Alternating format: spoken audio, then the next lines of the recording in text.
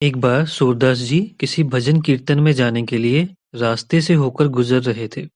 सूरदास जी तो अंधे थे, लेकिन अंदाजे से अपनी लाठी से जा रहे थे। तभी अचानक हवा पलटी और सूरदास जी रास्ता भटक गए और एक कुएं में गिर गए और लटक गए। अब सूरदास जी ने कुएं में ही कीर्तन शुरू कर दिया।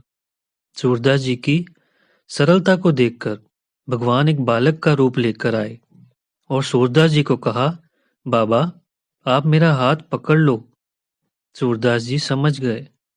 आ गए मेरे गिरिधर गोपाल। सूरदास जी कहते, मैं तो अंधा हूँ, मुझे आपका हाथ कहाँ दिखेगा, लेकिन आपको तो मेरा हाथ पता है, तो आप ही मेरा हाथ पकड़ लीजिए। अब सूरदास जी का भगवान ने हाथ पकड़ लिया और सूरदास जी को बाहर लेकर आ गए। अब सूरदास जी ने भगवान का हाथ पकड़ लिया। बालक ने कहा, छोड़ो मुझे, छोड़ दो बाबा।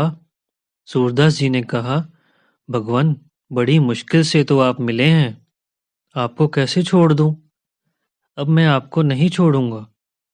भगवान जैसे ही हाथ छुड़ाकर जाने लगे तो राधा रानी जी वहां प्रकट हो गई। सूरदास जी ने माता को भी पहचान लिया। भगवान श्री कृष्ण राधा को रोकने लगे, मत जाओ, बाबा पकड़ लेगा, मत जाओ। सूरदास जी ने राधा रानी के पैर पकड़ लिए और उनके हाथ में उनकी पायल आ गई। तब राधा रानी सूरदास जी की भक्ति से प्रसन्न होकर उनको आंखें लौटा दी। सूरदास जी ने जी भरकर हरि और राधा रानी जी को देखा।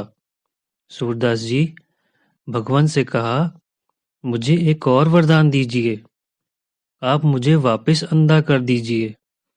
अब मैंने आपको देख लिया है, अब मुझे इस आंखों से और किसी को नहीं देखना है। जय श्री कृष्णा। दोस्तों, अगर कहानी अच्छी लगी हो तो वीडियो को लाइक और चैनल को सब्सक्राइब कर दीजिएगा। राधे राधे।